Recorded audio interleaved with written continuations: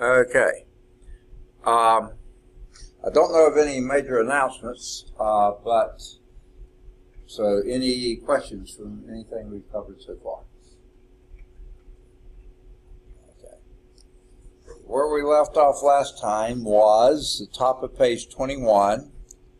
We had done a discovery on the top of page 20 that dealt with this. Now we're following up with this, homogeneous systems of linear equations. Okay? Now, two of you are in my differential equations, class 2, and we will be talking about homogeneous differential equations there. But we'll also be talking about another type of equations they call homogeneous. So this term is thrown around a lot. Two of these are related to each other. Well, I thought I turned my projector on, but nothing happened. Okay, sorry about that. But basically, what in linear algebra, when we're talking about homogeneous systems, and in many respects in part of the definition in differential equations too, it means this, okay? Systems of linear equation in which the constant term is 0 in every equation, those are called homogeneous. So here's the fully blown out technical definition for that. A11x1 plus A12x2 plus A13x3 plus plus A1n or m, n, okay, x sub n is equal to 0. A21x1 plus A22x2 plus A23x3 plus plus A2nxn equals 0. A31x1, this takes so long to write, plus A32x2 plus A33x3 plus plus A3nx sub n is equal to 0. Everywhere okay? Okay. To AM1 x sub 1 plus AM2 x sub 2 plus AM3 x sub 3 plus plus AMN x sub n equals 0. All these are zeros, okay? Everything's a 0 on the right-hand side, okay? Now, do you think this is ever going to be an inconsistent system? Can you say that right off the top?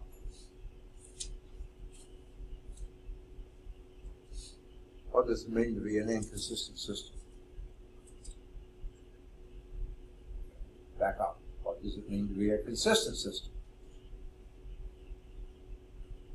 A consistent system has at least one solution. Okay? Remember, the inconsistent system, parallel lines. No place will they ever met, or in space, skewed lines. You know, never do they cross. Okay? Ever. Okay? Those are inconsistent systems. Is this ever going to be an inconsistent system?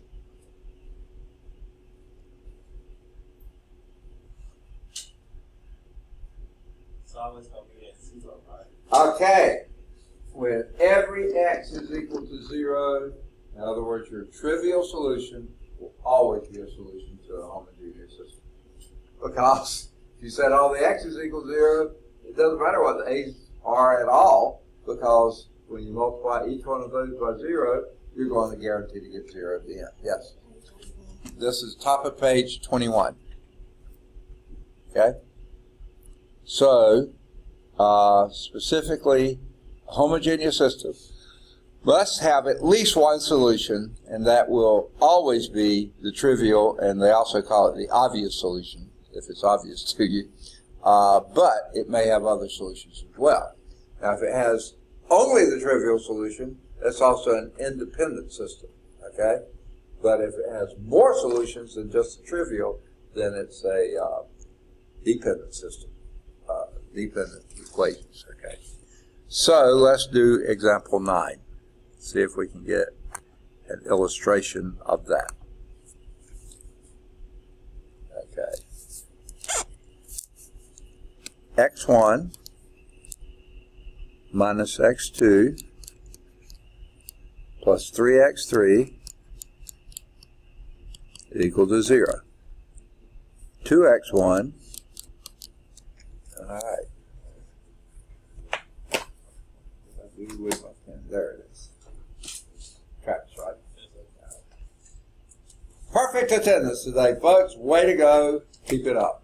Okay? I was afraid the email didn't get there in time or something, but yeah. They sent me another email. What's that? They sent me another email. Like, you got to send it to somebody else now. Oh, really? Okay. That's what it's Okay. All right. We're on page 21, example 9. 2x1, the second equation, plus x2 plus 3x3 is equal to 0.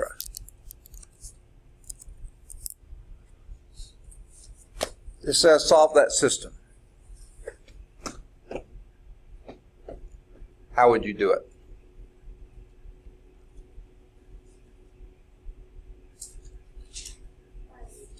Second? Okay, tell me what to write as a matrix.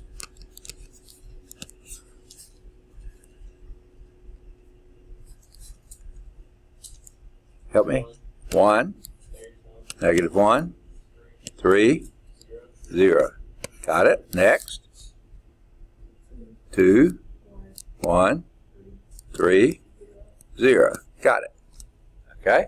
Now what?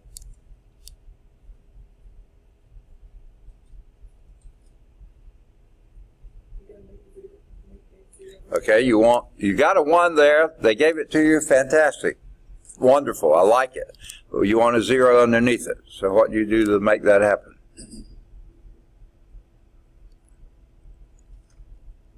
What do you do? Negative 2 row 1 plus row 2. That's going to give a new row 2. So let's do that. Let's see if I can squeeze it in here. Not that I'm that short of room, but 1, negative 1, 3, 0. The one you're using, always keep. The new one will be 0, 3, negative 6, you say? Negative 3, okay.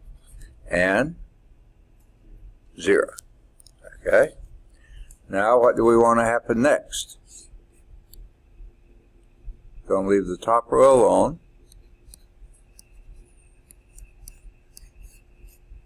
What do we want to happen next? Yes, you want the first non-zero entry in the next row, which is 3, the second row. The first non-zero entry, which is 3, to be a 1. So how do we make that 3 become a 1? Divide everything on that row by 3.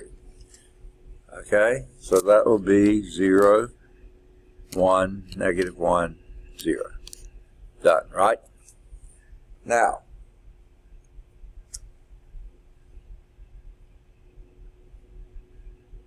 what they suggest and what I recommend is we use Gauss-Jordan elimination, not just Gauss elimination, do back substitution. That we get a little messy here, but if you're going to do Gauss-Jordan elimination, you can just read off your answers, almost. Pretty close anyway. So what do we want after you get that to be a 1? What do we want next? The thing above it, with the minus 1 to become a 0, and what would make that happen? row 2 plus row 1 is the new row 1. Okay? So let's add those two together first, and what do we get? 1, 0, 2, 0. Okay? And the next one we just have the second row, 0, 1, minus 1, 0. Sorry, my eyes are doing something really bizarre. I hope this is an indication of it, but when this has happened before, this has been years since this happened, I get something like a migraine, because my eyes are just sort of flashing or sparkling on me, but hopefully that's not going to happen. All right, we've taken Gauss-Jordan elimination as far as we can. We have a problem, though, don't we? Our column. But we can't solve it. We don't have enough equations for it. So what do we do with this?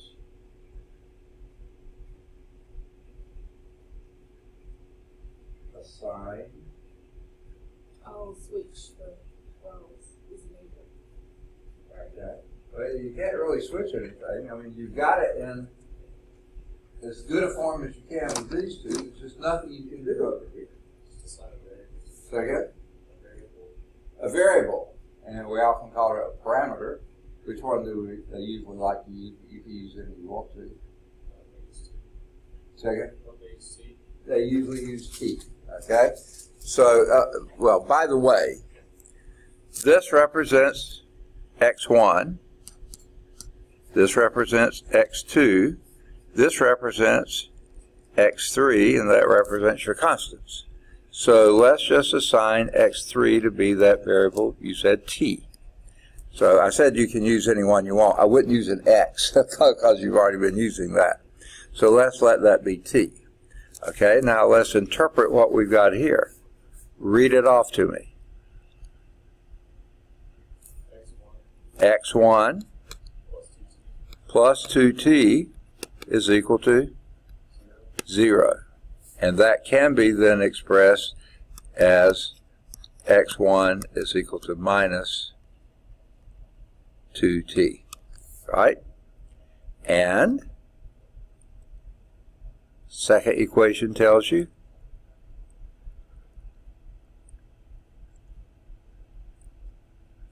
what?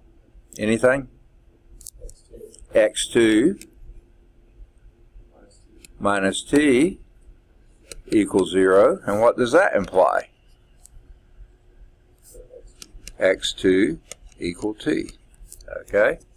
So now you have a whole family of ordered triplets. Okay? Whole bunch of solutions here. And how you could express them is an ordered triplet. It would be minus 2t, t, t. Right? Because x3 was t, x2 is t, x1 is minus 2t. Pick a t, any t in the world. Certainly, 0, 0, 0 is a solution. We knew that because that's a homogeneous solution. 0, 0, 0 is a solution. Or negative 2, 1, 1. Or positive 2, minus 1, minus 1. Or negative 6, 2, 2. Or you can go on and on. Infinite number of solutions. Okay? It is a consistent system. It has at least one solution. It has an infinite number of solutions. So, also, the equations are dependent on each other. Number one, because you don't have enough equations for the number of unknowns you have. You have to have as many equations as unknown before you even have a chance, of having a unique solution. This will always, anytime you have more unknowns than you have equations, you're always going to get a dependent system. You're going to get a parametric system, something that depends on some constant t. Okay. All right. I was just looking at the wrong page saying, where did I get that answer? Okay, so we get negative 2 t, t, t. Okay. Now, still missing some books. Goodness, my head. I sure hope. Let's do theorem 1.1. Okay. The number of solutions of a homogeneous system. So we already know that every homogeneous system of linear equations is consistent. Every homogeneous system of linear equations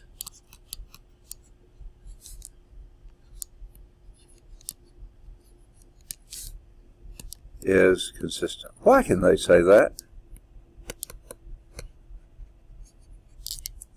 Why can they say that? What does consistent mean? It's been a long time. It has at least one solution. Why do you say that every system of homogeneous linear equations, every homogeneous system of linear equations is consistent? Because you know the trivial solution or the obvious solution is going to work. So it does have a solution. You're absolutely right. Okay? Now, moreover, that's the first sentence. Moreover, that's over more than one. No. If the system has fewer equations than variable, just what we had, has fewer equations than variables,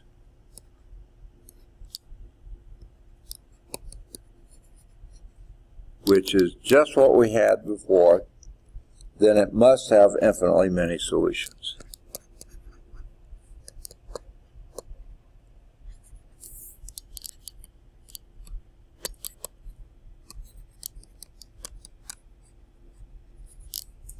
I can't write infinitely many solutions.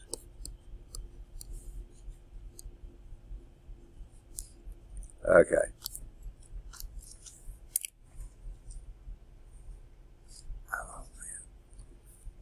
Oh, man.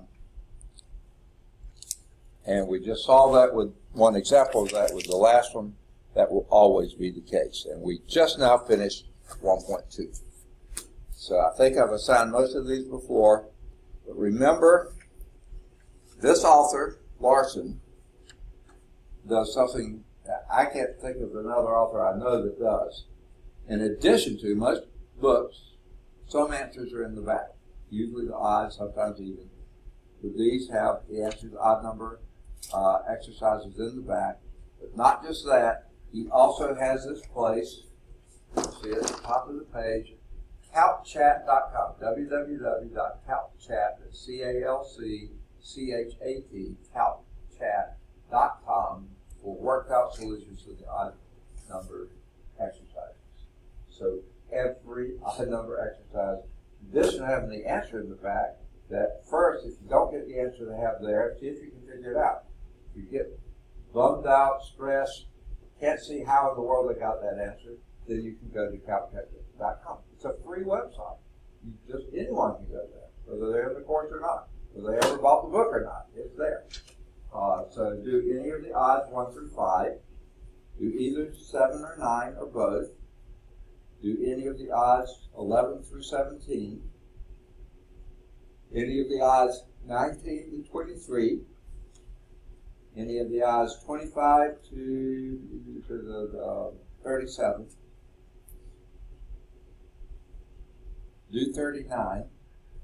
It's fairly tedious, but I think you can do it. And then the new ones, picking up from what we did today, do either 41 or 43 or both.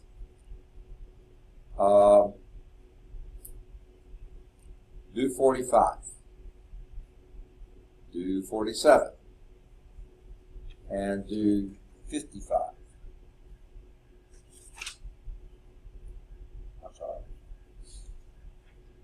49. I don't know where I got a 55 out of that.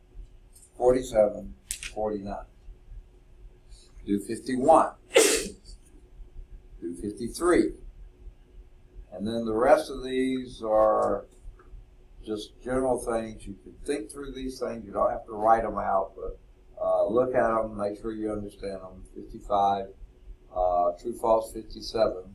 And on those, if it is false, know why it's false, or be able to back up why you think it's true.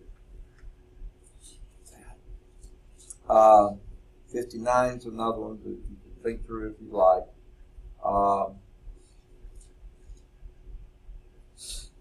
61 is sort of an interesting problem. Give it a shot, but if you can't get it, that would be fine.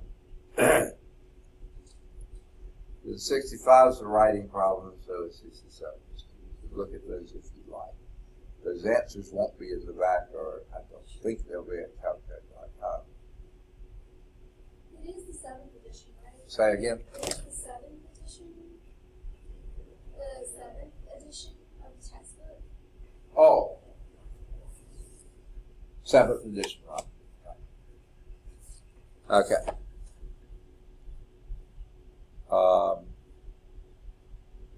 Now I think I went through 59, didn't I? 61, and this author does this occasionally, gives some definitions. Well, this one sort of we already had. Try 61. The 63, we haven't seen anything like this before. We will see it again later. Hopefully we'll get to this. These are your eigenvalues and eigenvector type thing, which was covered in the syllabus. So hopefully we will get there. You can look at 63, see if you can figure that out. And then also 65 and 67 is basically just thinking through the issues. All right, let's move on to 1.3. Any other questions? 1, 2. Goodness gracious. My stomach's not feeling too happy. Hit the pause button. Okay. All right. Now, we're going to look at some applications of linear equations. We're not going to spend too much time on these. I'm just going to show you ways you can use these systems, and certainly you may run into circumstances where you'll need to use them like this. The first of these is polynomial curve fitting. Okay?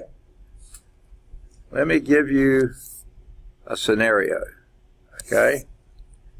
You have been collecting data. Okay? All right? And you say, I want to come up with some type of reasonable model that will make these data fit. Well, if you have 1, 2, 3, 4, 5, 6 points, you can always make a fifth order or sixth order polynomial fit those exactly. Okay? So polynomial curve fitting will certainly work for you. Okay? And there are ways to do this. Okay?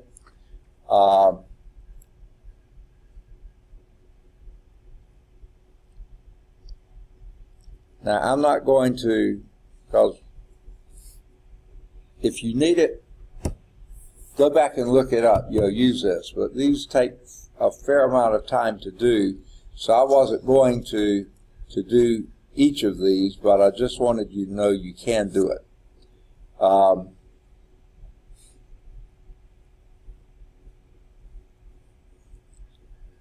And here is what I was just saying before. Finding the polynomial that fits all those data points, okay? If all the x-coordinates of a data points are distinct, okay? What that means is here is your x value for that one, there's the one for this one, there's the one for that one, there's the one for that one, there, there. In other words, you can't have the x's backing up on each other, piling up on each other, anything else. Guess what? That's not a function, so you can't do it. You have to have a functional form. See, your x values are increasing going from left to right, always. You can't have three of these, okay? Not a function. Fails the vertical line test, right? So that would be a function. But as long as they do not line up vertically, that the x's are uniquely different from each other, then you can find a 1, 2, 3, 4, 5, 6, 1, 2, 3, 4, 5, 6. 6 points there, you can find a fifth order polynomial guaranteed to fit all these points. Okay? A cubic would come close. A quartic would have difficulty, but a fifth order is going to come even closer. Okay? Goodness, my eyes. Okay. And here will be approximately the polynomial function that would do that. And again, that would come awfully close to a third order polynomial, but if there were other points out there, you would need something more. Okay? Now, so you have n points, and n minus 1 polynomial will always fit all n points. Okay? Now, with that in mind,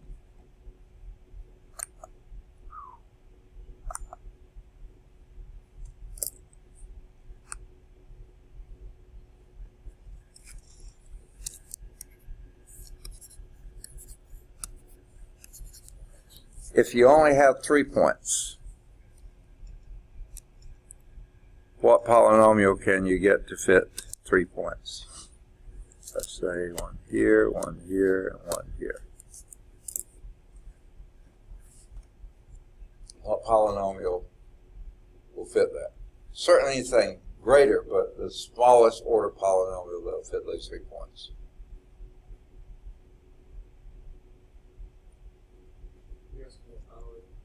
Subtract 1, so this is 3. Second order, which would be a quadratic. Yes. You can find a parabola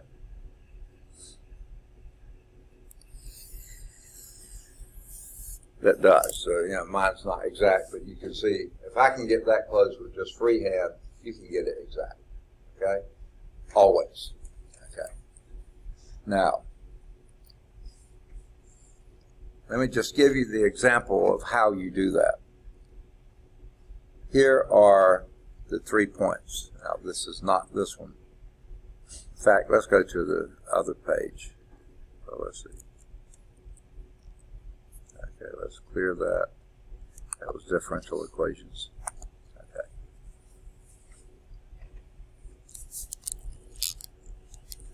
We want to find a polynomial, p of x,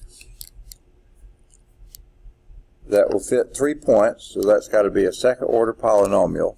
And how they usually do this is a sub 0, even though when they write them down otherwise, polynomials they usually do, in every other context usually do them in descending order of power. In this they usually do ascending order. It doesn't really matter, but we'll do it the way they do it. A0 plus A1x plus A2x squared. Okay? That's going to be your guess of the polynomial. 3 constants. Okay. You have 3 points, but this one's a constant with no variable, so therefore your n minus 1 degree polynomial. Okay? That passes through these 3 points. 1, 4, 2, 0, and 3, 12.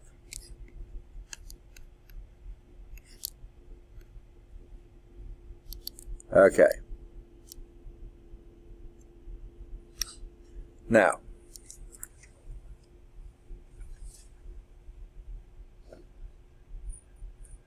can you suggest to me how you would proceed to find what we're looking for? We have the x's, right?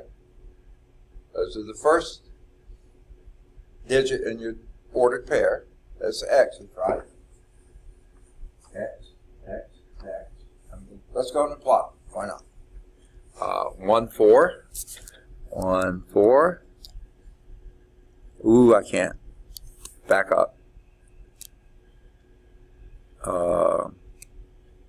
Yuck!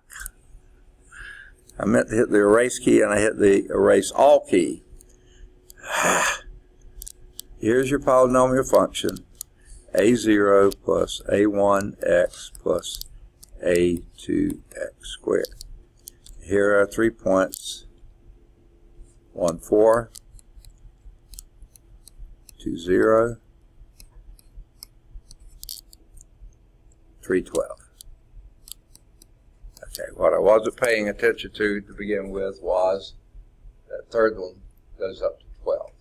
So what I'm going to use as my scale, now I'm going to keep it even on both. You don't have to. You could expand the X scale and shrink the Y scale. You can do that. They aren't so, well, yes, they do. That's exactly what they do. So I'll let the X scale be 1, 2, 3, 4. We don't need any more than that. The Y scale, I'm going to go by 2s. 2, 4, 6, 8, 10, 12, and 14. Okay? So that gets their 12 on there. Okay? So 1, 4 would be right there. 2, 0 would be right here. And 3, 12 would be right there. Okay?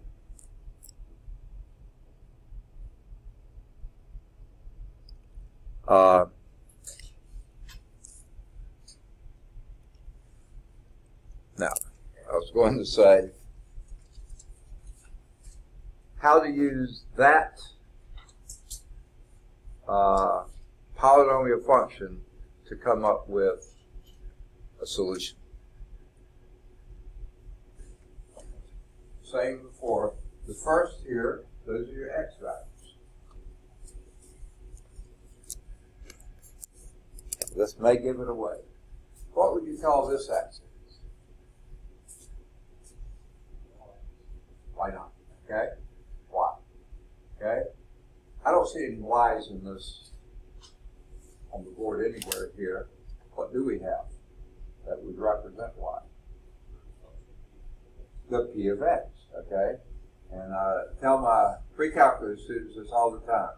There's one thing, only one thing you remember in this course, remember y is equal to f of x, okay? If you remember that, you've got a lot of pre-calculus done. Well, here in this case, it's p of x. So actually now we have xp pairs. xp, xp, xp. So let's do that. Now, it doesn't matter what order you write, but I like to have the constants on the other side, and I really like to have the others first, but let's do it. The A0, we don't have anything there, so that's just A0. Okay? Plus A1, we don't know what that is, but we do know what X is for the first one. That's 1. So that would be A1. Plus, we know we're going to have an A2 there, but your X is 1 again, so 1 squared is 1. So that'll be plus A2, and that's equal to, what's your P? 4. All right. So A0 plus A1 plus A2 is equal to 4. Okay? Let's do the second one. I'll let you do that one.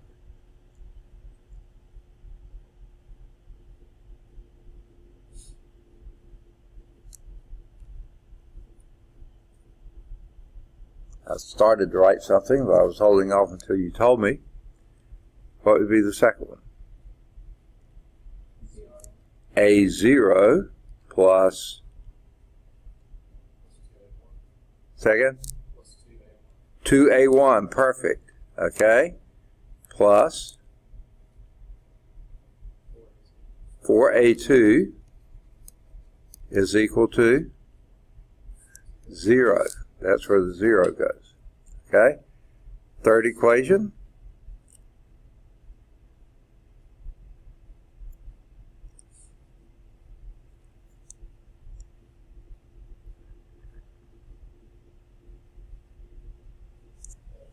A0, that's the same in all three of these. Next, plus 3A1 plus 9A2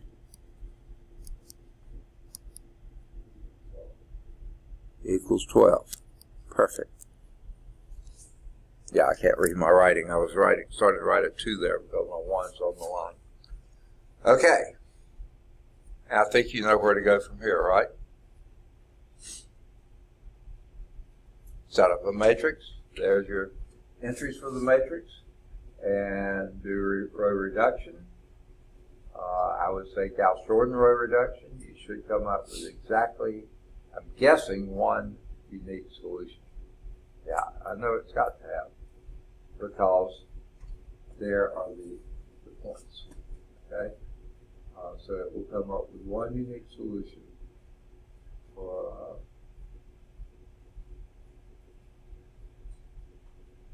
node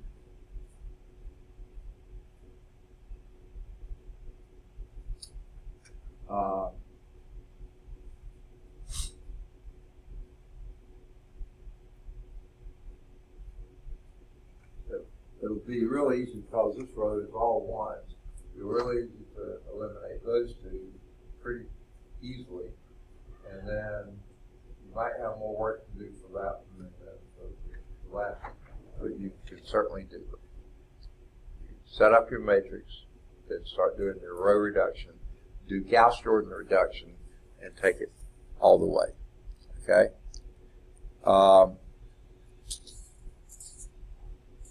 Now, you may find it somewhat surprising how large some of the numbers will. When you do your row reduction, whatever your first one will do, if you have a 1, 0, 0, 0, 1, 2, so you get, we have a color that you have 1, 0, 0, 0, 1, 0, 0, 0, 1. With some numbers here, this just means A0 is equal to that one. A1 is equal to this one. A2, A2 is equal to that. That's where the Gauss-Jordan elimination, even though it's a little more work doing their elimination, it sure makes it writing the answers easier. Okay? And you get some pretty good sized numbers, 24 minus 28, 8. But that does give you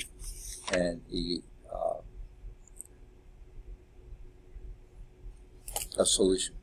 Okay.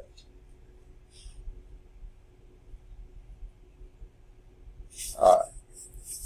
They say explore this concept further with an electronic simulation available at www.cengagebrain.com.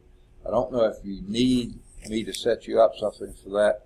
If you want to go there, you certainly can, if you don't need some sort of passcode. If you do, let me know, and I'll try to find, get one. Okay, I wasn't going to do it, but they show in the book that parabola. All right. Oh, perhaps I should. Yeah, let's go on and do it. I was thinking it would take too long, but I think perhaps we should do that. Okay. So you tell me what to do next. We've kind of talked about it. One reason I was hesitating I don't have a lot of room here, but I think I can make it. What will you do first? Matrix, and what would that be?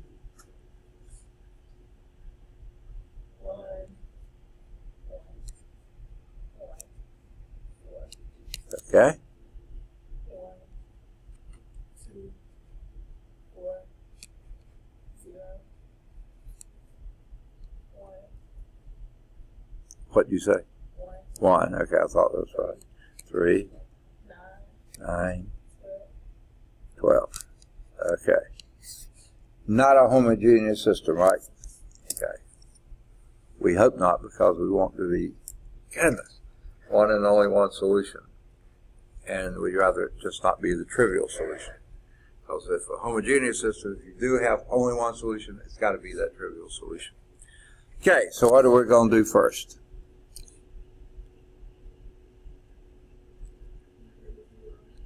Okay, you want the 0 underneath the 1, so how do we get that?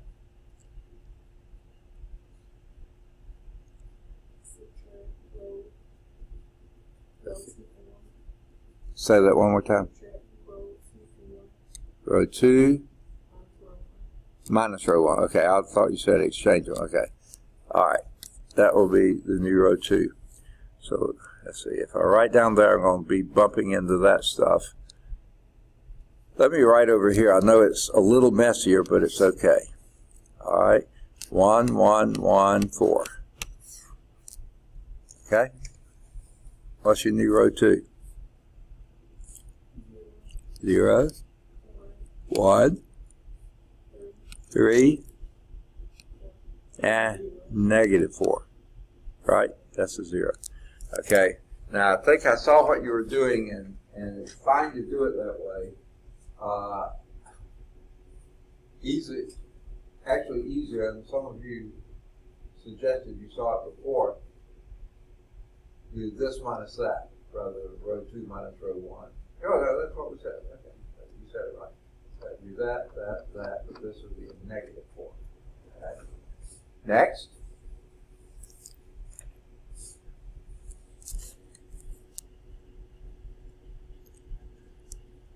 Next.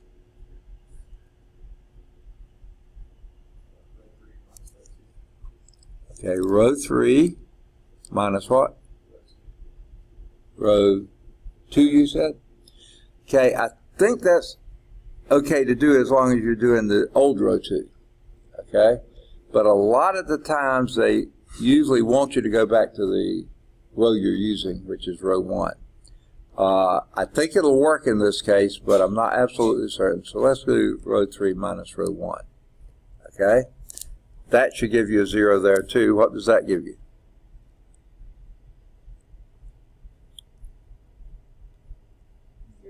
0, 2,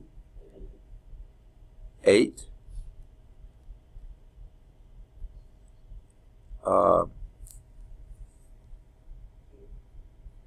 My pen drug on me.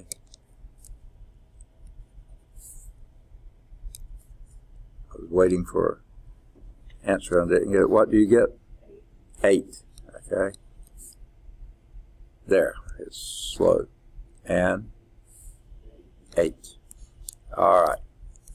And what would we have gotten the other way? Let's just see. 0, 1, 5, 5. This will give us 0, 1, 4. 5, 12. And this will give us 0, 1, 4, 4. So somehow I think those two aren't equivalent. Okay. So I think it's better to stick with the row that has the leading 1. Okay. It seems like the other should work, but Well, at this point, if you subtracted row, if you did row 3 minus row 2, you'd have 0, 1, 5, 5. Or okay. 5, 12. Yeah, but yeah, if you did what? Row 3 minus your new row 2. Row 2, yeah, that's what I said. You have 0, 1, 5, 12. And this way you got 0, 2, 8, 8. Right, but in your new matrix, would you have 0, 2, 8, 8 for row 3? Row 3 minus row 2 would be 0, 1, 5, 12. Oh, right here, if you did that. So they would be equivalent. Yeah, it may be equivalent.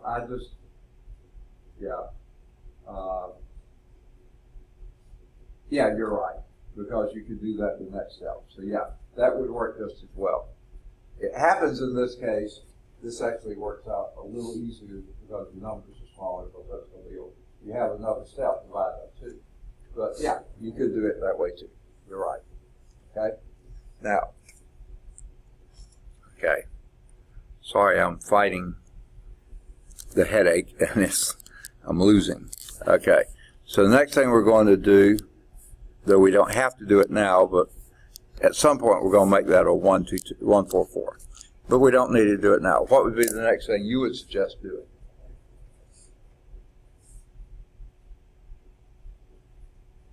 Let's recap. You had the 1 here, you made these 2 zeros. So the next thing you look for is a 1 to be the first non-zero entry on this row to be a 1. Good. Is that what? It's 1 already. Okay? And then what do we want next?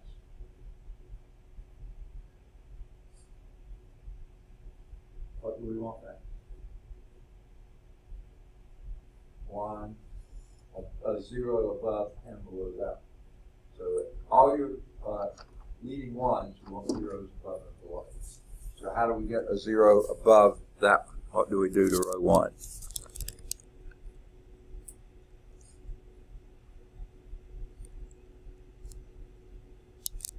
Help me, help me. What do we do to make that one a 0? Using this one.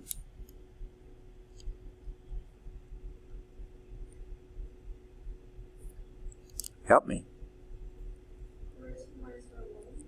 Okay, row 1 minus row 2. You say row 2 plus 1, or you said it the other way?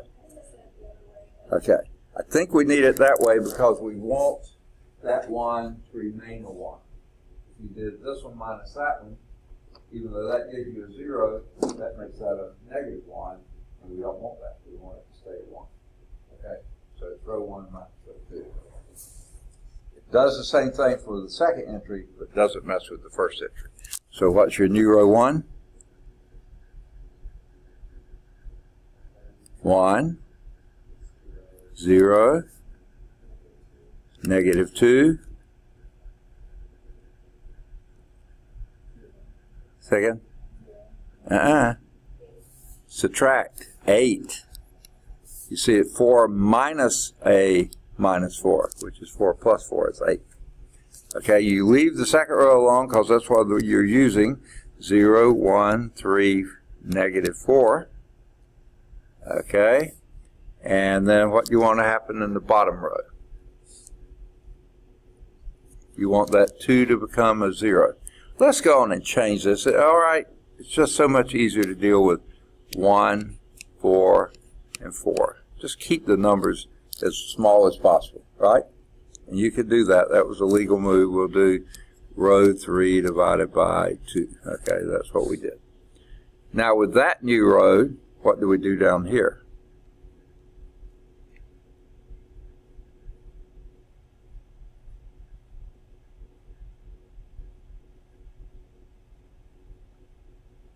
What do we do down there?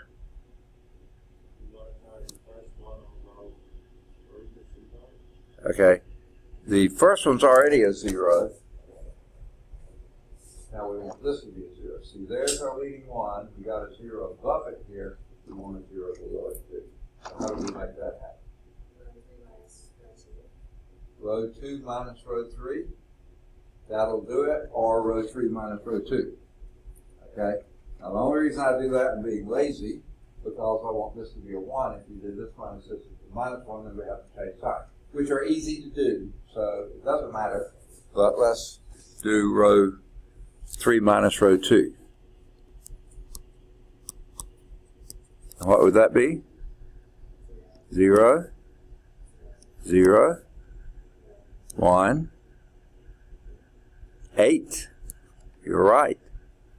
Okay, there's your next matrix. Okay? Now, see, well, I wanted a 1 down there. You got a 1 here, 0 below it, 1 here, 0 above and below it.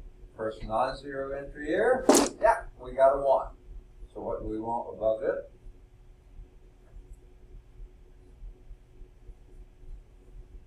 We want above this leading 1? Zeros, okay?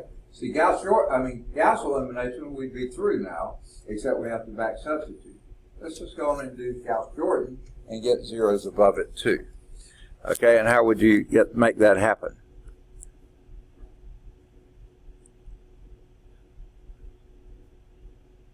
How would you make it happen? Let's get that -2 to be a 0. How do you make that happen?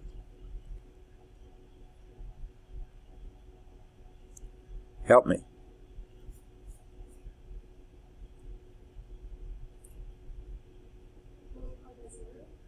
A little louder? Let's never multiply by 0. That wipes everything out. Okay, everything. You know, you lose all meaning of everything. But what we could do is row 1 plus, we're trying to get this to be a 0 using row 3 to row 3. Wouldn't that work? Would it? Say that again. Row 1 plus 2 row 3. You see why that would work? Okay, number 1, it doesn't mess with row 1 any. You want that 1 and 0 to stay like they are, and they will. So that will remain 1 and 0. Okay. But then row 1 is -2 plus 2 times row 3 will be a +2, so that becomes a 0. Right? Okay. But then the third one would be 8. I'm sorry, yeah, 8 up here, plus 2 times 8, which is 16. 8 and 16 is 8 and 16. 8 and 16, 24. Now, something's a little fishy here. Yep, got it. That's right. Okay. Now, second row, we want the 3 to become a 0. How do we make that happen?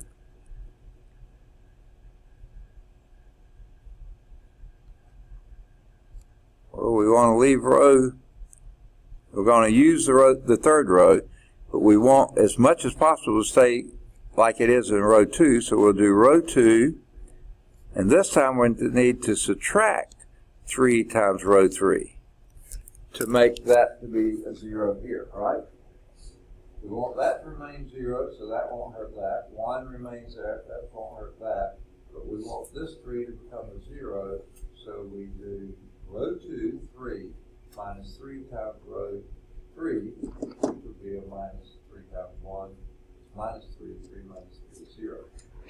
That would work, won't it? Right? Yay or nay? Okay, so what does that give us? Our new row 2 is 0, 1, 0, and then we have 3 times 8 is 24. It's actually a -24. Minus 4 is -28. Perfect. And then we leave the bottom row alone. 0, 0, 1, 8.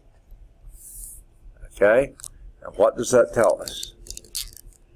What does the first column represent? A0. So A0 equal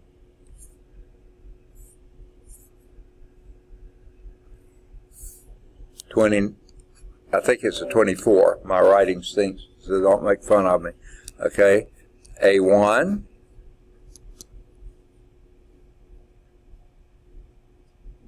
-28 and A2 8. Okay.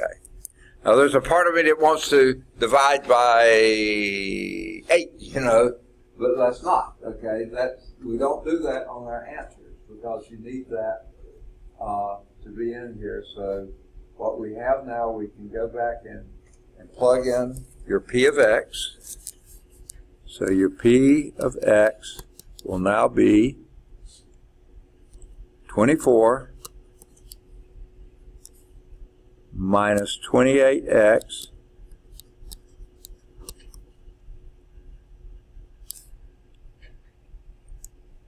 plus 8x squared. Okay. Now, if you have a graphing calculator, you can probably plug that in and confirm that those points match. Or, I mean, you can do it by hand. It's not that awful to do. If you plug a 1 in for your x, you'll have 20 minus 28. That would be a negative 8 plus 8 is 0. Sure enough, that's fine. Okay.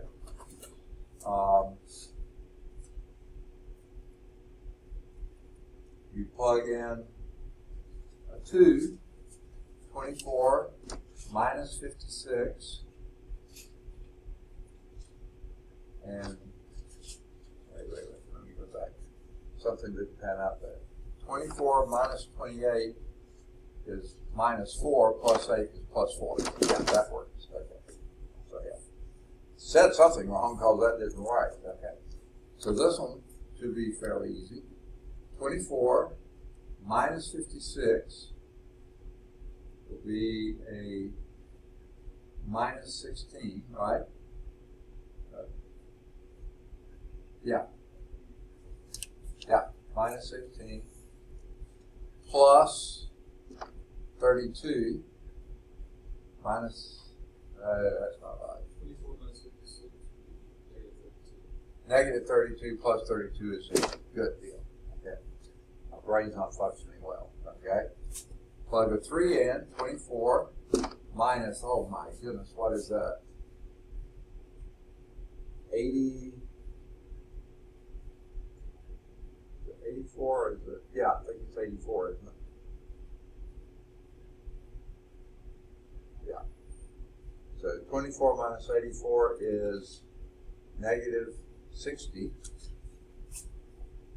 plus,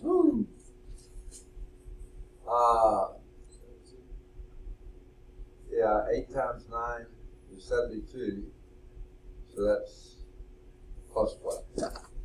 So that works. Okay. Seem like way too big a coefficients, but indeed you need them. All right, there was example 1.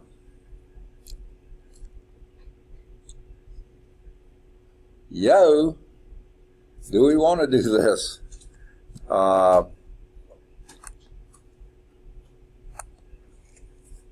Find the polynomial that fits these points. Okay, again, I'm going to have to double my y values, but I can use my x-axis as the same. Negative 2, 3, negative 1, 5, 0, 1, 1, 4,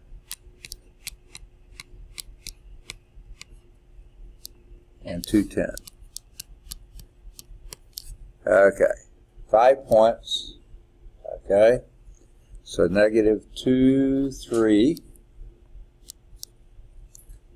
negative 1, 5. Oh, wait.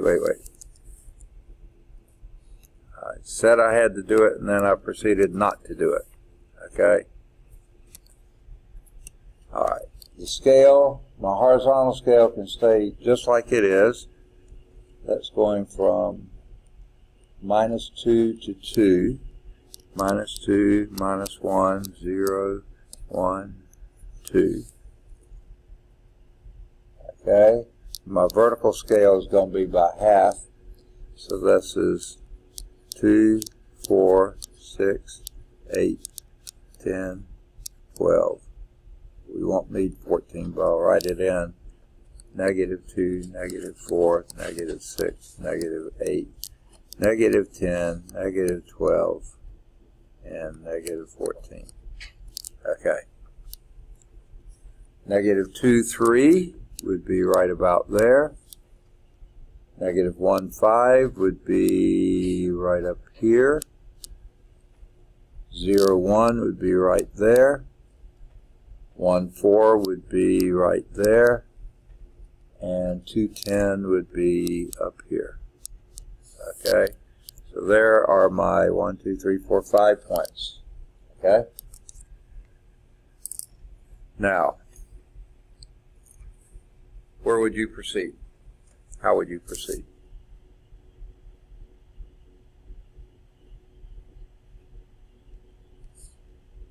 What is your model?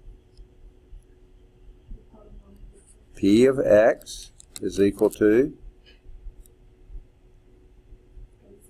A0 plus what? A1x plus A2x squared.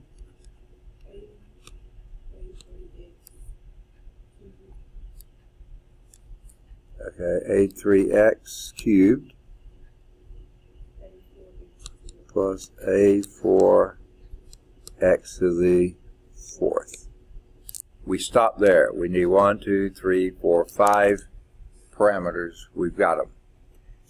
Always degree one less than the number of points you have. Okay? One less? I'm sorry? You said one less. The degree of the polynomial is one less than the number of points you have. You have 5 parameters here, but because this one has no x to it, you have 0, 1, 2, 3, 4, which is the degree of x. One less than the number of points. Okay. So,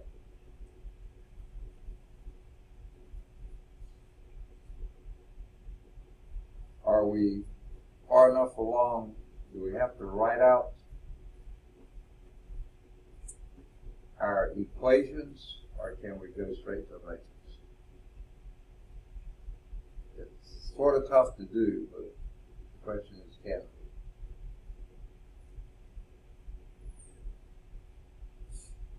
Okay. Don't hear any real positive feedback here. So, one thing to note, all your coefficients for A, 0 is 1, right? So I can write that part of the matrix down, can I?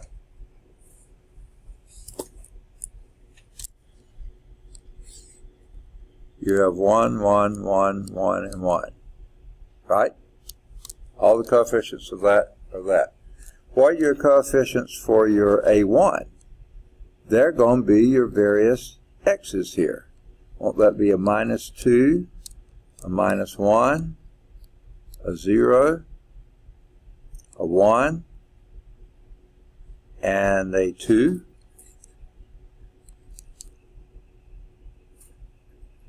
I wish I had the other. We go back and compare notes. I think that's going to be the case, right? Your A2 coefficients are going to be the squares of your x values, right?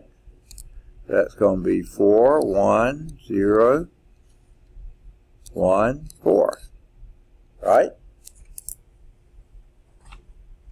That's what you're multiplying by your A2s, right? Your next one is going to be the cube, which basically, well, it's -8, -1, 0, 1, and 8.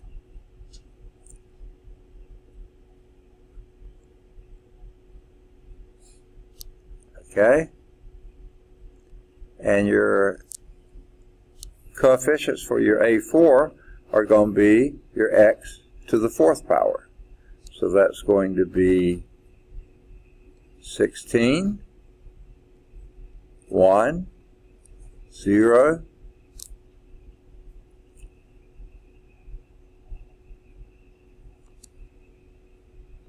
1,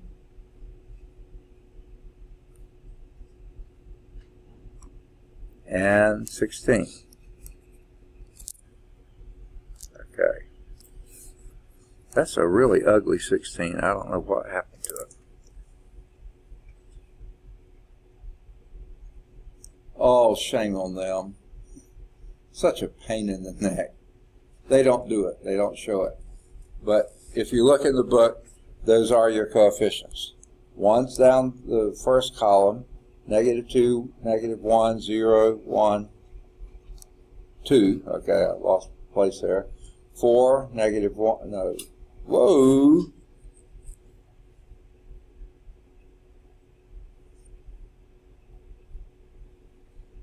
Oh, I got it right. 4, 1, 0, 1, 4. I'm getting lost here. -1, -8, -1, 0, 1, 8.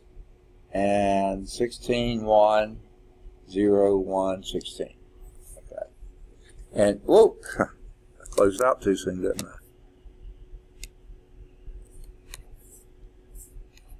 Okay. I forgot my constants. The constants here are 3, 5, 1, 4, and 10. Okay. There's our matrix. You reckon we have room on here to do all these? It's going to be tight.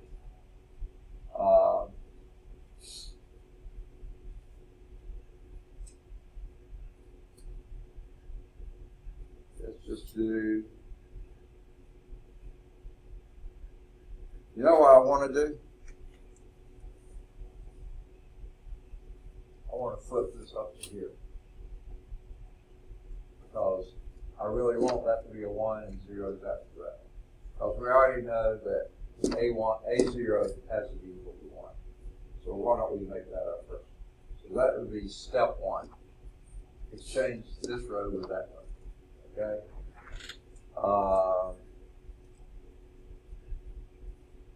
And then we just have to start eliminating. But that definitely, that way you never have to go up and change anything up there again. So that would be my first step. 1, 0, 0, 0, 0, 1. Get the right number. Okay. And then I don't care what you do next. You can scoot them all down, swip them, whichever you want to. It doesn't really matter. So I think I will just scoot them all down. No, let's just leave it. 1 minus 1, 1 minus 1, 1, 5.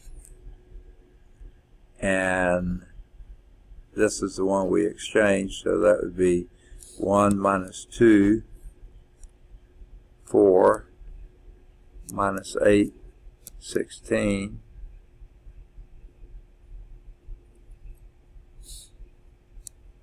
3. I've got my rows, my columns out of line. And then a 1, 1, 1, 1, 4. And a 1, 2, 4, 8, 16, and 10. Goodness, I'm getting them messed up. Okay?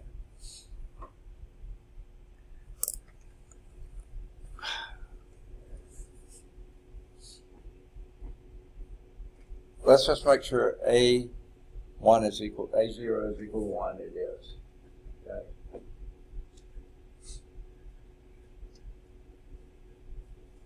And it will take way too long to do the rest of these. I hate doing this because I hated it when I was a student for a professor to do this, but the rest is left to the students, right? You've never heard that before, have you? Yeah. Unfortunately, we have such little time left in class. Don't want to do. How did I get these things? Those.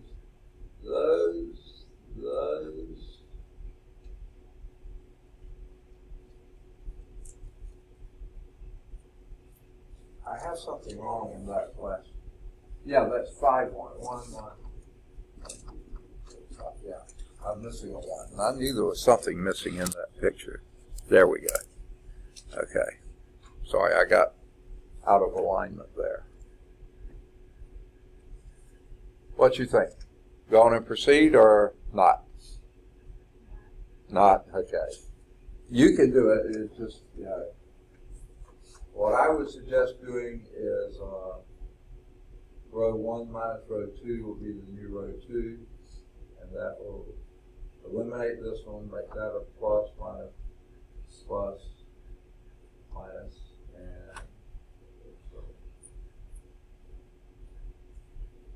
minus 4, and proceed like that. And it's all fairly doable. Let's see.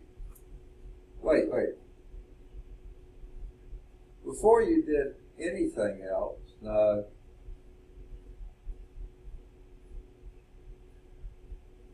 You got to take care of the first column first. I was trying to see if there's some way to combine these to eliminate some of these here and make elimination over here easier. Really isn't. I mean, there's probably some little tricks you can do, but I think you got to do it each individually. They didn't do it in the book, and by the way, look at their answers. Now I'm really glad Lauren said no. Oh, you were looking at it. A1 is negative 30/24. That would be fun to get. A2 is positive 101/24. A3 is 18/24, and A4 is negative 17/24.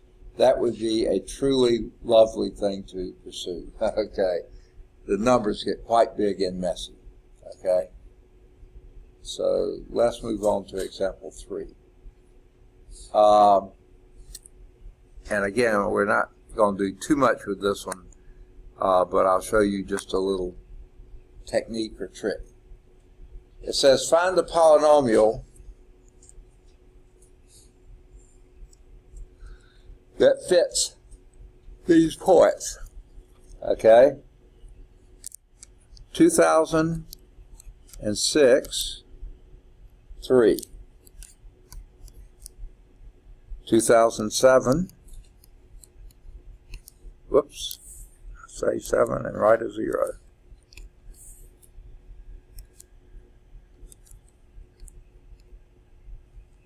2007, 5. 2008, 1.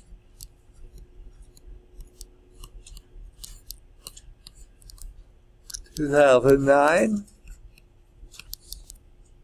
4, and 2010, 10.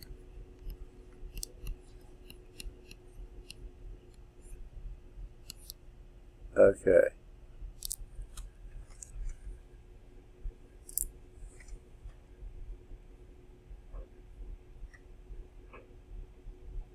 Do we really want to deal with numbers that are several thousand? Rather not. Okay? So, what they're going to do here, and you can choose it any way you want to, wow.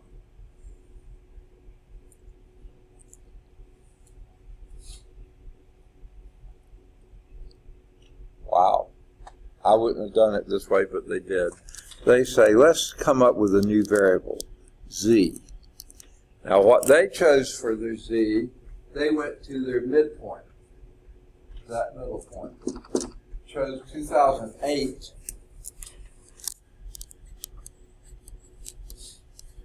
minus x up there. Okay? Okay? I would have been real tempted to go with 2010 minus x, and that would have made it a 4, 3, 2, 1, and 0. They went with the midpoint, making the z here 2, 1, 0, negative 1, negative 2. I just assumed not have negative numbers. They chose it that way. Perfectly fine. Then, do your new ordered pair in zy or whatever the second one is, and do everything you're going to do with that, and then come back and add or move this this to this side and this to this side, subtract your Z from 2008, and that will give you your axis. So without doing it, well, I can do it if you think it's useful to do. If you did that, and notice here, and they are calling the second one Y. These will be XY pairs, X1, Y1, blah, blah, blah, X2, Y2, yeah. And if you go now to Z1, Y1, okay, that would then be 2, 3, 1, 5, 0, 1,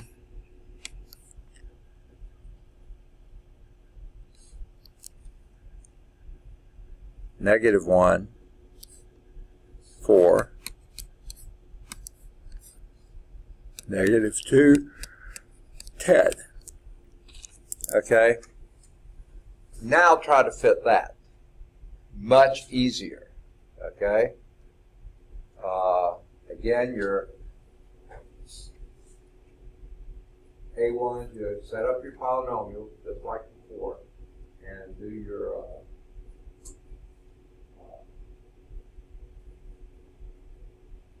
first column here, your A0s will be 1s, your A2s will be,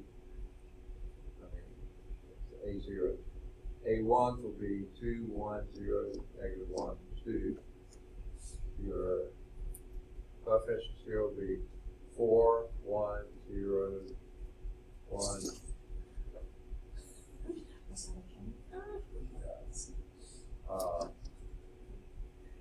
Lost track here. 4, okay. Then your next one. So you set it up and go from there, set up your matrix, and proceed. Much easier to do with smaller numbers like this. Go from there, probably going to, you may not keep the rearrange rows, but if you do, that's fine. And proceed from that point. Now, that's the first time I've had is that a crow or a raven? It's the big black bird. First time I've had one of them do it. We have had in the past cardinals, which are such pretty birds, but obviously get the name bird brain for a reason. They've come up and attacked the window because I think they see their reflection in it and they think they're fighting off somebody. That's the first time I've had a crow do that. Okay.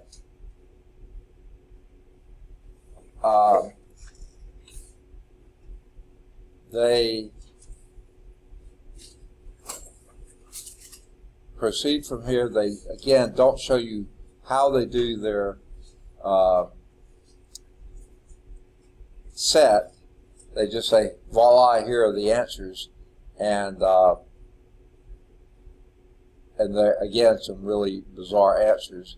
Then you go back and plug in Z is equal to X minus 2008, and you get your years just like you had them before. So without doing it, that's the trick on that. Do you want me to take it further? I mean, I'll be glad to show you the matrix anyway. Do you know how to get them, or you want to at least see the matrix? I'll be glad to do it. Yay or nay? Yes? Okay. So the matrix will be then, okay. Again, I'm not writing it out, but I'll write out the first.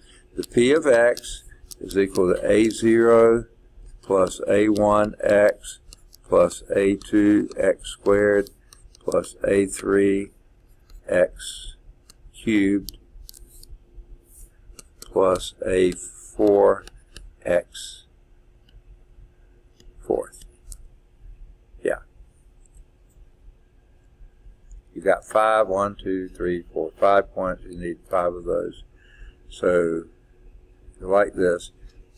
Notice if you wrote out the equations, it'd be A1 plus 2,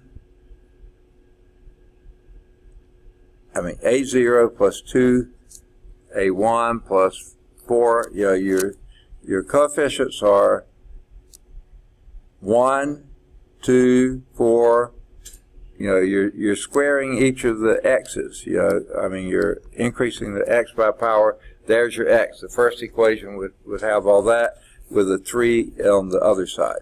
So it'd be a 1, 2, 4, 8, because you're just raising this to those powers, 16, and that would be a 3. 1, 2, 3, yeah. Okay. On the next one, 1, the A0 is always a 1, coefficient of 1, and then its x value would be 1, 1 squared is 1, 1 cubed is 1, 1 to the 4th is 1, and that answer is 5. Okay? Then the next one would be a 0, I'm sorry.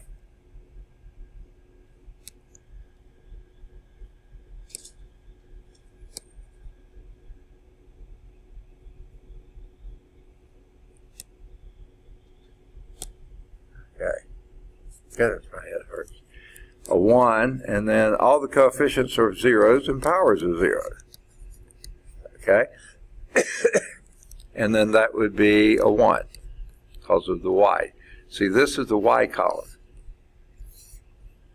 Okay? The p of x column. Okay? And then the next one would be a 1, minus 1, 1, minus 1, 1, and that would be a 4. And the next one would be a 1, negative 2, 4, negative 8, 16, and that would be a 10. I can't get my eyes to focus. Okay. So there's your matrix. And again, move this one to the top. Okay? So that, you don't want to mess with that. Okay? It just happens to be that runs out in the same order pair you had before. Now, this isn't the same matrix as before, is it? Yes, it is. Look at that.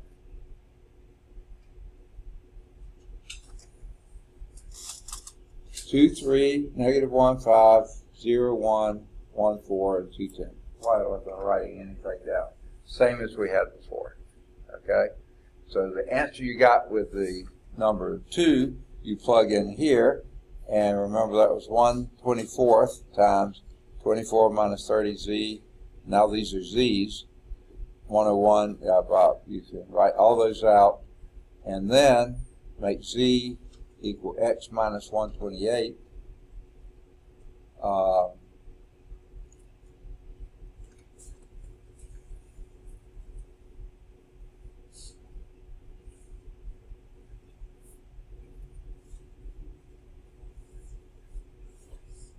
Okay.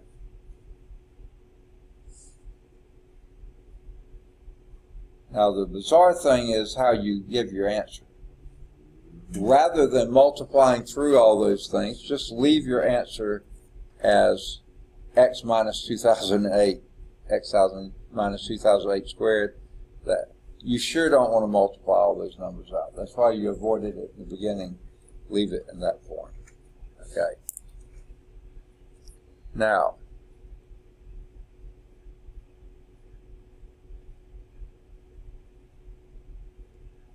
another example of curve fitting, and the numbers just get ridiculous here.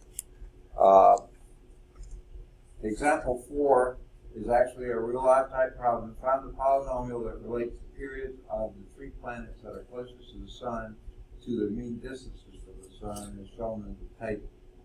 So the mean distance of Mercury is 0.387, Venus 7.2, Earth 1.000, and Mars 1.524. That's how far they are away from the Sun in Earth, what they call astronomical units. Okay? And then they give the period in fractions of, and this is the revolution period, I'm pretty sure.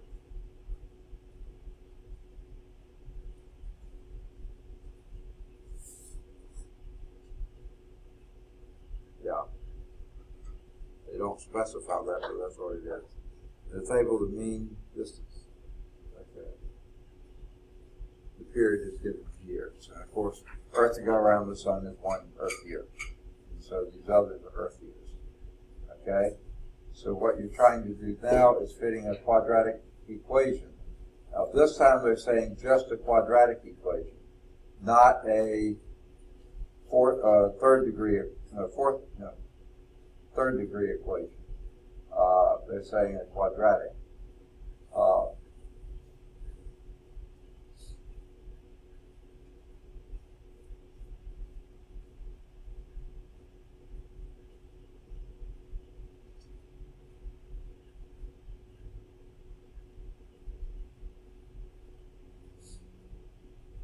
right.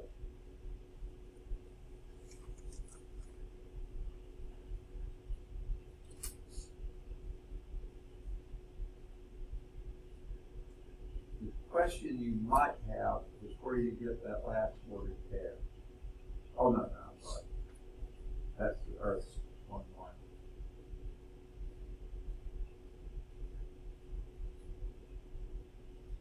So the question you ask yourself, why is Mars not included? Well, you don't need it because you're trying to hit a second degree. So you just use the first 3 points, and then we're going to see how close Mars fits to it. And it really fits very, very nicely. Okay. But there you have 3 decimal factor, 3 significant digit decimal numbers that you're using those in the square of those. That gets really messy really quickly, okay? But it's all doable. Think this. You can program a computer. Everything that you're doing is very regular. So you can program the computer to do it so you don't have to. And then what they do is put in Mars, and you see it's a very nice fit. Okay? Now, what they also did was take the log of both of those, because this was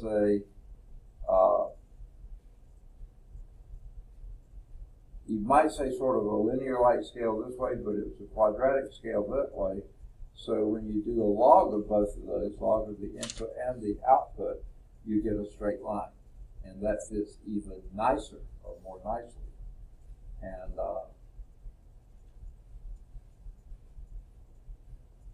the reason for that is there may be several, but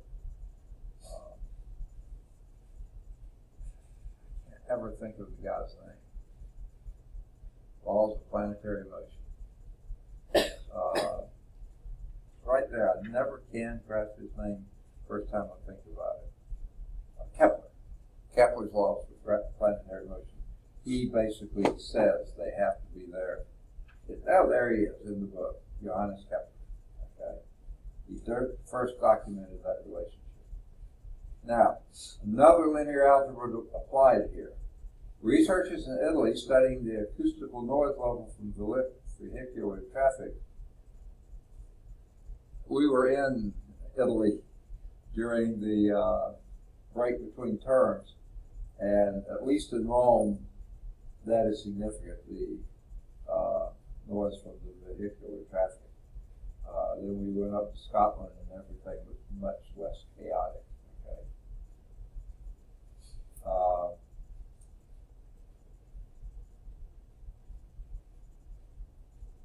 So again, if you want an application problem, you might find that to be useful.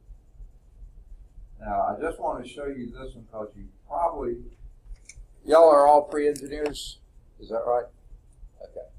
You're probably going to run into this in Kirchhoff's laws in physics. Have you done your physics yet? Oh, you have. The E&M, electricity and magnetism? Okay, so you've done Kirchhoff's law. All of you done those? Well, then this isn't too new to you. Oh, no, you're in it. No, you're in the first one now. Okay. Basically, when you're analyzing a network. And these usually work out a lot easier because you got lots of ones and zeros in them. So this usually is not as bad as 0.3784 squaring them and stuff. That's pretty miserable. But in network analysis, this is not going to be quite Kirchhoff's law yet, but it's going to get you close there. Why did I do that? Okay, that's the one I wanted to clear. Okay. Here's an equation. x1 plus x2 is equal to 25. Now, you can do all sorts of weird things with that, but if that represented a network, what you might have is 25 coming in here, and then leaving the network is x and y. Okay? That equation represents what we have here. This is sometimes called a node, and that's where things, basically, your equal signs come from, so to speak. Not quite always, but so to speak. Okay? Now, that said, let me show you another. Now, other applications here can be lots. This could be a highway system. It could be a neural network. It could be just about anything. But here is your situation. And the numbers here are just ordinal numbers saying, so you can go back and find them. These are your, I'm numbering the nodes. Okay.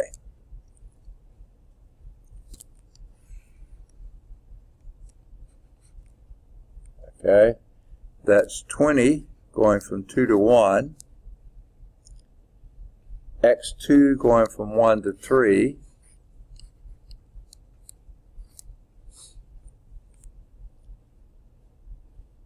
x3 going from 2 to 3,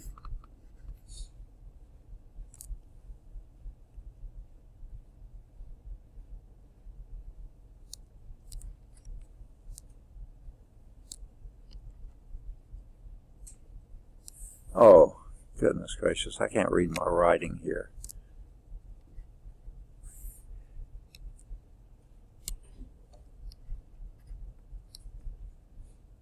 Okay. Okay.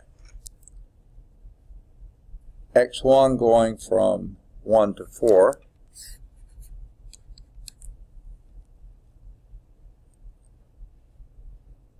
x5 between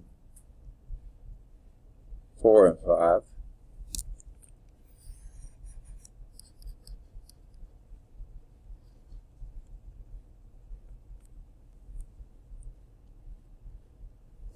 From 3 to 4, 10 from 3 to 5,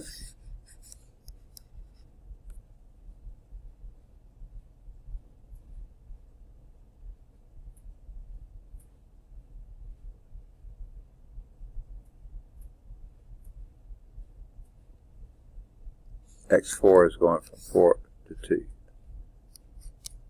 Got lost on where I was there.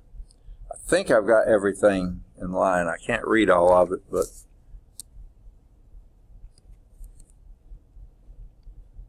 there. That's better. Okay. Some of that's still hard to read. Okay, it says set up a system of linear equations to represent the network shown here. Then solve the system. Okay? Now, pick a node, any node. I'm probably going to start with node 1, that way I'll keep up with them better. And I'll show what's coming in and what's going out. Okay? So, doing that, node 1, that's basically, I think of that as my equals sign. That's not quite true. Going out from there is x1. Going out from there is x2, so those are going in the same direction. Okay? And coming into there is x is 20, right? Well, wait a minute. if it's coming in, that should be a negative, but if I put it on the other side, the equal sign, I can put it as a positive. Okay? Does that make sense? That this plus this has to equal that, because this doesn't change. So what goes out has to equal what comes in.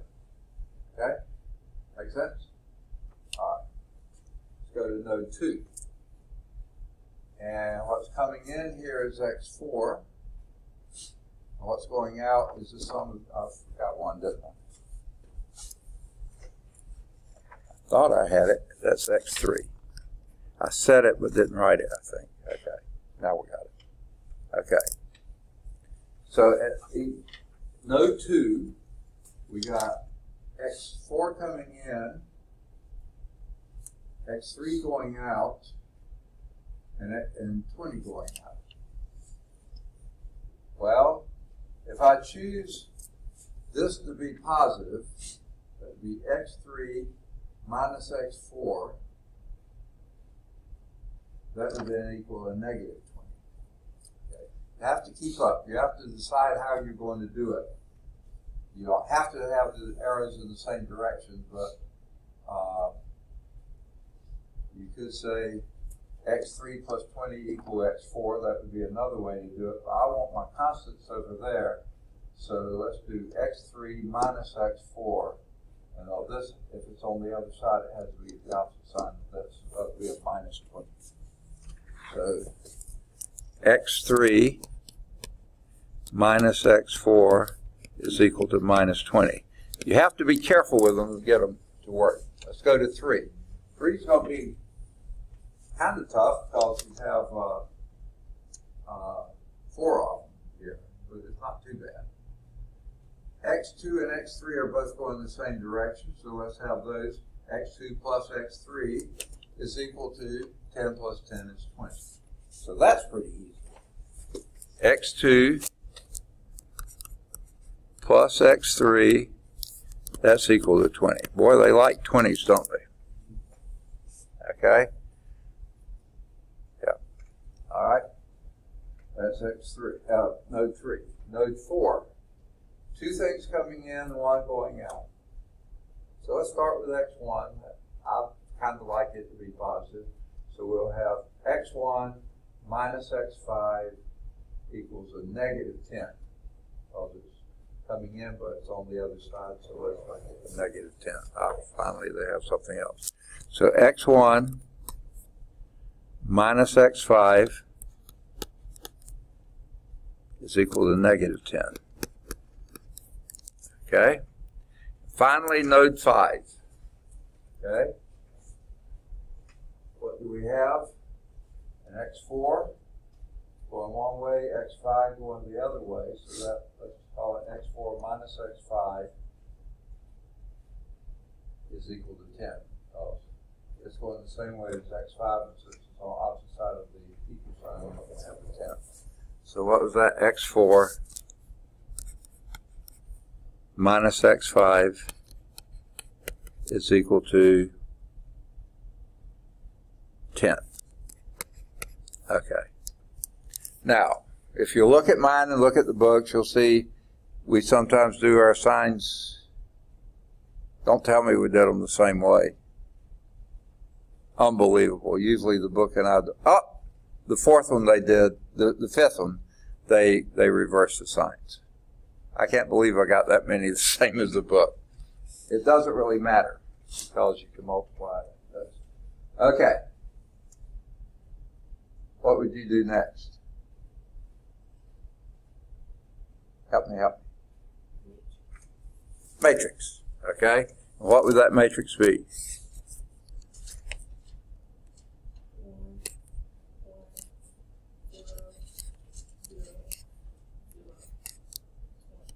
Got it. Next.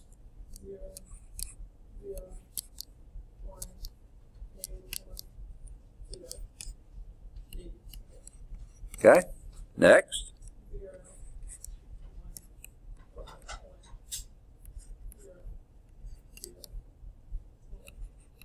Next.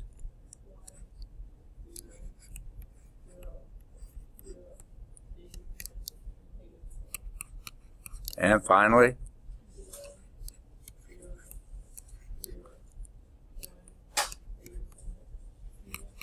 okay. Now, the nice thing about this one is the fact that you got lots of zeros in it, and a lot of your other coefficients are ones or minus ones. So that's really, really nice on this. So these are usually fairly easy to do. What would be one of the first things you would do?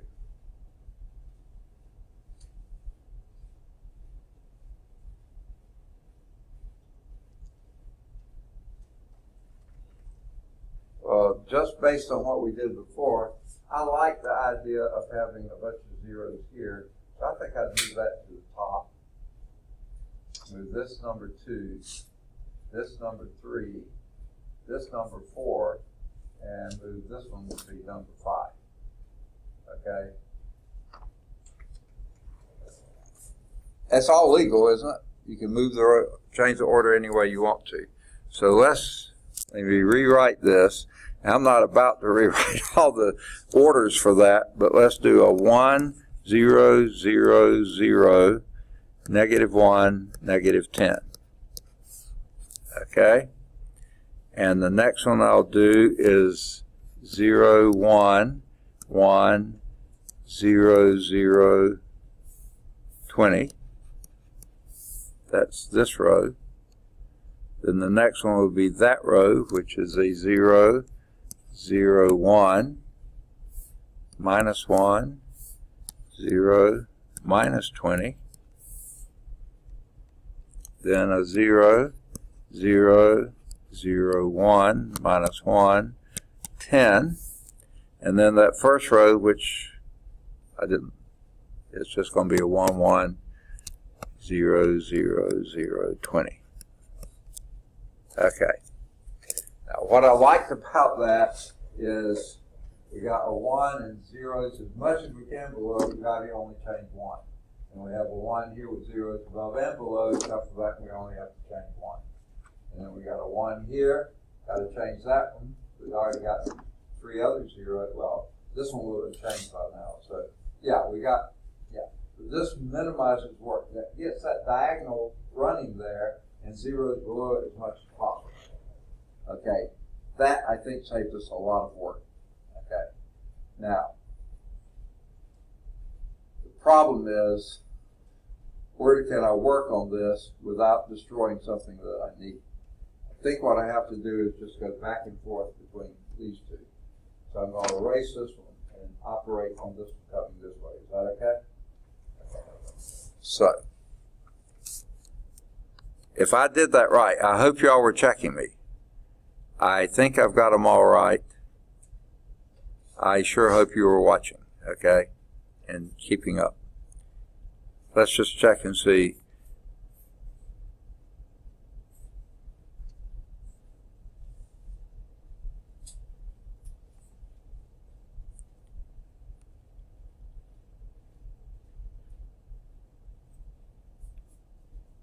Okay, I think so far it looks okay. So I'm going to erase this one.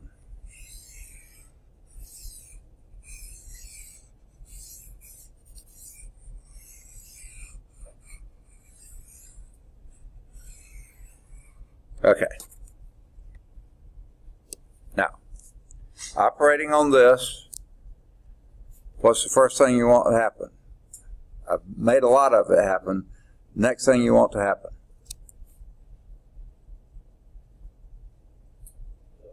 Last one to be a 0, right?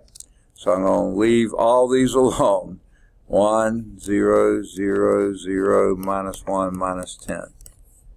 A 0, 1, 1, 0, 0, 20. A 0, 0, 1, minus 1, 0, negative 20. And a 0, 0, 0, 1, negative 1, 10. Okay?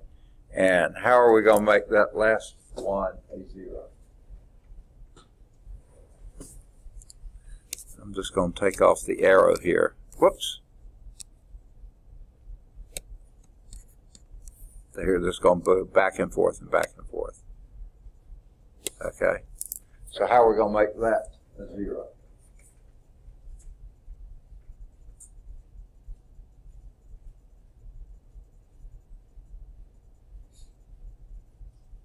How about row 1 minus row 5?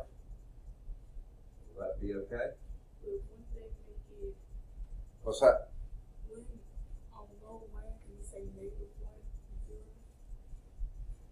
Say that one more time. Yeah. Okay. We want this to become a 0. So you got a 1 here, 0 below up to here, right? So I want that to become a 0. So if I do, normally I do row 1 minus this one. Yeah, that's what I'm going to do. Row 1. Normally I do this one minus row 1. It doesn't really matter. But I want to do the other way because this will make that a -1, and then that'll be easier to add. I'm just lazy that way. So let's do row 1 minus row 5. Is that all right? Row 1 minus row 5. I think that's all right to do. So what if they get 0 before 20 -1? Is it fine to have a Okay, say that again. I missed you. You said row 1 minus row 5. So the 0 on row 5 beside 20, would they be -1? Okay. Are we looking here or here? Here? Yeah. Okay, now say that again. Okay. And when you subtract row 1 from row 5. Well, okay, you can do it either way. I'm subtracting row 5 from row 1. Is that all right? Yeah. But actually the way you're saying is probably the textbook way. There's a reason I'm doing it this way. Row 1 minus row 5. Because that'll make this a 0. That's what I want. That'll make this a -1. That way I'll clear that easier by adding those two. It's just that I'm cheating. Oh, what a good time to say the rest are left to the student, because we've run out of time. I'll let you finish this. It really isn't that hard, okay? It really isn't that hard, okay? And where we'll go next time, and they have the answer there, and see. If you can't get it, we'll start with that next time. Otherwise, we'll start with Kirchhoff's laws, which most of you have had, but at least one of you have not. Homework exercises in 1.3 will then be any of the odds 1 through 11. And by the way, they have, like I said before, calcchat.com in the back of the book. Then do any of the odds 13 through either 13 or 15. I'll just let you choose one of those. Try 17 if you can. That's one of those you're going to have to change your index. If they get too messy, hang them up. Just get the general principle of it. Net profit, again, you're going to have to change your index there. That's 19. A guided proof only if you want to do that. 23 is a calculus type problem. Let's see, I don't want to get further than we are. 25, I'll say do 23 or 25. Network analysis, you can do that, number 27 or 29. I'll let you choose. And we'll hold off on 31 until we do Kirchhoff's law. Now, here's the next issue. I've got your test ready. I wasn't sure if we'd finish 1.3 today or not. I knew we'd get into it. If you want an extra weekend to work on it, you can. If you can't do, let's see. I think we've done everything on here. I didn't do any of network problems, I don't think, on here. So I think you can do it all, but this will just be a free weekend because it won't be due until a week after we finish the chapter. And that'll be Tuesday.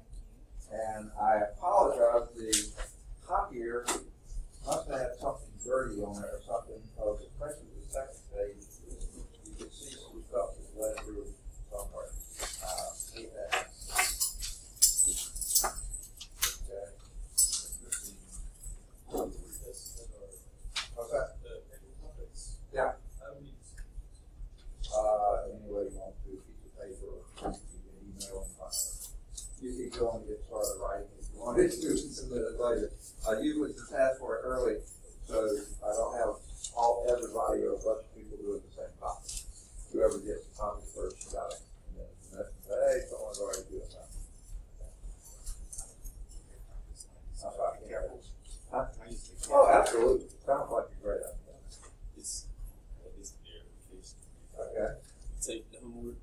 Only if you're having problems. Okay. Okay. All right, good deal. Thanks. Okay. I almost ran over.